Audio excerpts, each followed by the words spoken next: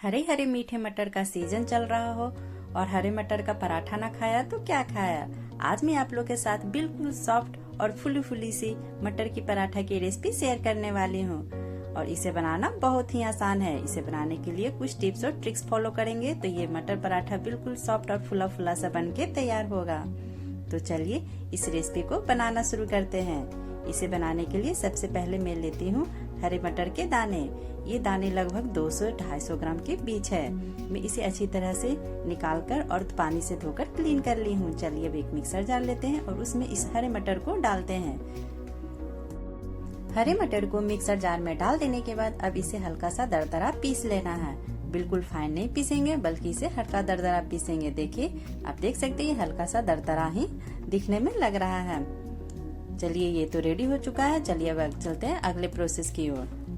अब एक पैन को गरम करके इसमें डालते हैं 1 बड़े चम्मच के लगभग तेल। तेल गरम होने पे 1/4 चम्मच के लगभग डालेंगे जीरा और साथ में डालेंगे 1/4 चम्मच के लगभग साबुत धनिया, जिसे मैं थोड़ा दरदरा सा कूट ली हूँ, और साथ में 1/4 चम्मच सौंफ डालेंगे। और अब इसमें जाएगा कुटा हुआ अदरक लहसुन। मैं यहाँ पे 1/4 चम्मच के लगभग कुटा हुआ अदरक लहसुन का इस्तेमाल कर रही हूँ और साथ में 6 हरी मिर्ची का इस्तेमाल की हूँ। ये तीखी वाली हरी मिर्ची है जिसे मैं बारीक टुकड़ों में काट ली हूँ। आप अपने टेस्ट के हिसाब से इसे थोड़ा कम ज्यादा भी कर सकते हैं। अब मैं इसमें डालूंगी बारीक कटा हुआ प्याज। मैं यहाँ पे एक मीडियम साइज के प्याज का इस्तेमाल की हूँ जिसे मैं बारीक टुकड़ों में काट ली हूँ और अब इसे तेल में अच्छी तरह से भून लेना है। देखिए मैं इसे धीमी आंच पे अच्छी तरह से भून रही हूँ। इसे लो फ्लेम पे ही थोड़ी देर भूनना है, इस तरह से कि प्याज अच्छी तरह से गोल्डन कलर का हो जाए। थोड़ी देर प्याज को भून लेने के बाद अब इसमें डालेंगे स्वाद अनुसार नमक। मैं यहाँ पे आधा चम्मच के लगभग नमक का इस्तेमाल कर रही हूँ और साथ में मैं अब डाल रही हूँ 1/4 चम्मच के लगभग हल्दी पाउडर और अब इसमें डाल रही हूँ 1/4 चम्मच के लगभग धनिया पाउडर और अब इसमें जाएगा 1/4 चम्मच लाल मिर्च पाउडर। ये तीखी वाली है, ये बिल्कुल ऑप्शनल है, आप चाहें तो बस हरी मिर्ची में भी बना सकते हैं। और साथ में 1/4 चम्मच जीरा पाउडर और अब इसमें जाएगा 1/4 चम्मच के लगभग गरम मसाला और सबको अच्छी तरह से प्याज में मिक्स कर लेना है। थोड़ी देर मसालों को भी लो फ्लेम पे सौटे कर लेना है। उसके बाद अब इसमें डालेंगे पिसा हुआ हरा मटर। हरा मटर जो पीस के तैयार किए थे उसे अब इसमें डालना है। आप देख सकते हैं ये मटर कितनी अच्छी तरह से पिसा हुआ है। कुछ इसमें थोड़ा सा बारीक भी है और थोड़ा सा दरदरा भी है। इसी तरह का मटर पीस के तैयार करना है। इस तरह से जब पीस के तैयार करेंगे उसका पराठा काफी अच्छा लगेगा खाने में।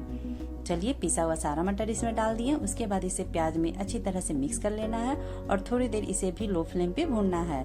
इसे इस तरह से भूनना है कि इसमें जो भी कच्चापन है मटर का वो खत्म हो जाए, क्योंकि मैं यहाँ पे कच्चा मटर का इस्तेमाल की हूँ, मटर को उबाली नहीं हूँ।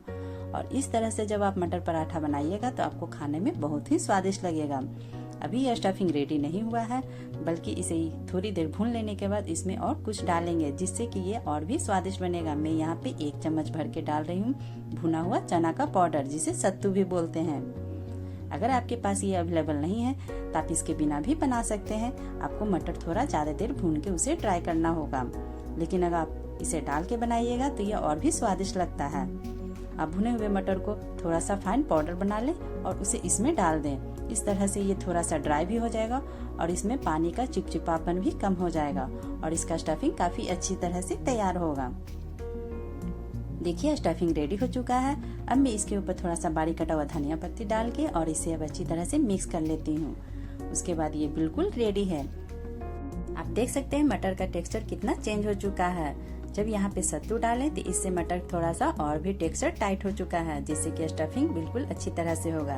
अब तो ये रेडी हो चुका है। गैस बंद करके इसे ठंडा होने के लिए साइड में रख देते हैं। हरे हरे मटर पराठा के साथ मैं यहाँ पे टमाटर के चटनी बना रही हूँ। मैं यहाँ पे टमाटर की चटनी बिल्कुल डिफरेंट स्टाइल में बनाने वाली हूँ। मैं इसे थोड़ा सा आग में भून के बनाने वाली हूँ। देखिए मैं गैस पे एक जाली रख दी हूँ और उस पे मैं टमाटर में हल्का सा तेल लगा के और गैस पे अभी रख रही हूँ। गैस को अभी मैं बंद रखी हूँ। जब मैं इस पे सारे टमाटर रख दूंगी उसके बाद गैस को ऑन करूंगी। मैं यहाँ पे 4 टमाटर का इस्तेमाल की हूँ। देखिए मैं यहाँ पे टमाटर रख दी हूँ। अब गैस को ऑन कर देती हूँ। थोड़ी देर इसे हाई फ्लेम पे रखते हैं, उसके बाद इसे फिर मीडियम टू लो फ्लेम पे रखेंगे और इस तरह से ही आग में टमाटर को भून के रेडी करेंगे। थोड़ी देर जब टमाटर वन साइड से पक जाएगा तब इसे दूसरे साइड भी पलट पलट के यूं ही पकाना है। इसे उलट पुलट के अच्छी तरह से गैस पे पका लेना है। ये बाहर से थोड़ा सा कलर चेंज कर लेगा और ये बिल्कुल अच्छी तरह से पक के अंदर से रेडी हो जाएगा। ये टमाटर का चटनी खाने में बहुत ही स्वादिष्ट लगता है। आप देख सकते हैं टमाटर अच्छी तरह से पक चुका है। अब मैं गैस बंद कर देती हूँ और इसे ठंडा होने के लिए साइड में रख देती हूँ। उसके बाद चलते हैं अब पराठा बनाने के लिए आटा गूंथ के रेडी कर लेते हैं। मैं यहाँ पे एक बर्तन में 3 कप गेहूं का आटा लेती हूँ। मैं ये पराठा बिल्कुल गेहूं के आटे में ही तैयार कर रही हूँ। आप चाहे तो इसमें मैदा का भी इस्तेमाल कर सकते हैं, ये बिल्कुल ऑप्शनल है। आटा में डालते हैं स्वाद अनुसार नमक। मैं यहाँ पे आधा चम्मच नमक का इस्तेमाल की हूँ और साथ में 1/4 चम्मच कलौंजी डाल रही हूँ और अब इसमें डालूंगी 1/4 चम्मच अजवाइन। अजवाइन को हाथ से रब करके इसमें डाल रही हूँ और सबको अच्छी तरह से यूं ही मिक्स कर लेना है। मैं यहाँ पे घी या फिर किसी भी रोगन का इस्तेमाल नहीं कर रही हूँ। आटा गूंथने के लिए पहले मैं इसे यूं ही प्लेन गूंथ रही हूँ। आप देखते जाइए मैं किस तरह से आटा को तैयार करती हूँ।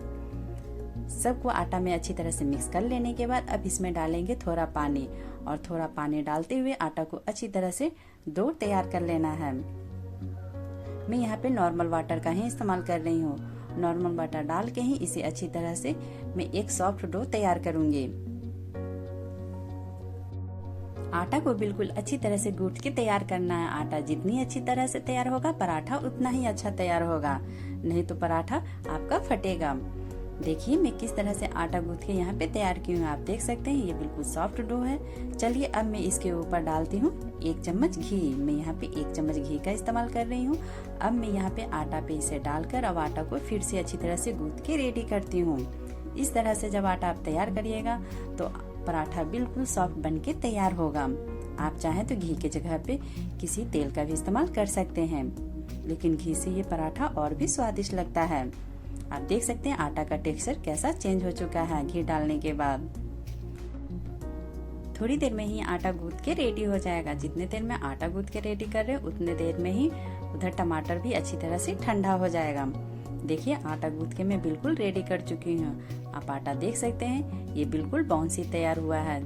देखिए मैं फिंगर से इसे दबा रही हूँ तो किस तरह से ये बाउंस कर रहा है। चलिए अब इसे ढक के साइड में रख देते हैं। जब तक आटा सेट होता है तब तक इधर टमाटर की चटनी बना के रेडी कर लेते हैं। टमाटर देखिए ठंडा हो चुका है। अब इसके ऊपरी कवर को हटा लेते हैं। देखिए मैं किस तरह से कवर को हटा रही। कवर बिल्कुल आसानी से हट जाएगा और ये ठंडा हो चुका है। इसके ऊपर जो भी जला हुआ भाग है उसे हटा लेना है और इसे मैं पानी में वॉश नहीं कर रही हूँ, बिल्कुल इसे यूं ही रखना है। इसमें काफी अच्छा सा रोस्टेड फ्लेवर आता है। और कवर हटाने के बाद सबको मिक्सर जार में डाल देना है। देखिए मैं धीरे धीरे करके इसके ऊपरी कवर को हटा ली हूँ और सबको मिक्सर जार में डाल दी हूँ। चलिए अब इसमें डालते हैं 5 कली लहसुन का और साथ में डालते हैं तीखी वाली हरी मिर्ची। मैं यहाँ पे 2 हरी मिर्ची का इस्तेमाल कर रही हूँ। आप अपने टेस्ट के हिसाब से कम ज्यादा भी कर सकते हैं। और साथ में डालते हैं 2 चम्मच सेव भुजिया। ये सेव भुजिया डालने से टमाटर का टेक्सचर का चटनी और भी गाढ़ा हो जाएगा और खाने में भी बहुत स्वादिष्ट लगेगा। और अब इसमें डालेंगे स्वाद अनुसार नमक। भुजिया में भी थोड़ा नमक होता है, उसी हिसाब से आप इसमें डालें और सबका अच्छी तरह से फाइन पेस्ट बना लेते हैं। देखिए मैं इसे अच्छी तरह से पीस ली हूँ और एक बॉल में निकाल ली हूँ। अभी ये चटनी रेडी नहीं हुआ, अभी इसमें मैं तड़का लगाऊंगी। मैं यहाँ पे तड़का लगाने के लिए एक डब्बू गरम की, इसमें डाली हूँ 1 छोटी चम्मच के लगभग तेल। मैं यहाँ पे सरसों का तेल का इस्तेमाल की हूँ। अब इसमें डालेंगे जीरा।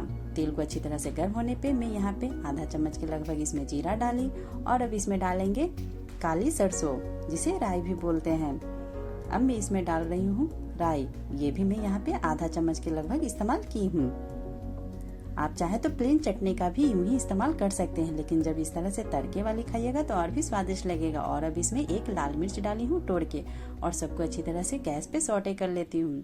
देखिए सौटे हो चुका है। अब गैस बंद कर देंगे और अब इसे डाल देंगे पिसे हुए चटनी पे। और पिसे हुए चटनी पे डाल देने के बाद अब इसे अच्छी तरह से मिक्स कर लेना है। इस तरह से ये चटनी देखने में और खाने में बहुत ही स्वादिष्ट लगेगा। टमाटर की चटनी तो बहुत खाई होगी, लेकिन इस तरह से तड़के वाली भुने हुए टमाटर की चटनी आप पहले नहीं खाए होंगे। ये खाने में और देखने में बहुत ही अच्छा लगता है। चलिए अब पराठा बनाना स्टार्ट करते हैं। देखिए स्टफिंग भी रेडी है और आटा भी बहुत अच्छी तरह से सेट हो चुका है। एक आटा का लोई काटते हैं। मैं यहाँ पे मीडियम साइज के आटा का लोई काट रही हूँ। आप जितने बड़े पराठे चाहते हो उतने बड़े आटा का लोई उसी हिसाब से काट लीजिएगा। मैं यहाँ पे मीडियम साइज के पराठा बनाने वाली हूँ, इसलिए मैं यहाँ पे मीडियम साइज के लोई काट के तैयार की हूँ। देखिए लोई बिल्कुल तैयार हो चुका है, उसे मैं सर्कल रूप में कर दी। अब मैं इसके बीच में थोड़ा सा स्पेस बना रही हूँ। फिंगर की सहायता से इसे सर्कल रूप में घुमाते हुए बीच में स्पेस बनाना है और जब स्पेस बन जाए तब इसमें मटर का स्टफिंग भर देना है। जितना मात्रा में इसमें जा सके उतना इसे भरना है।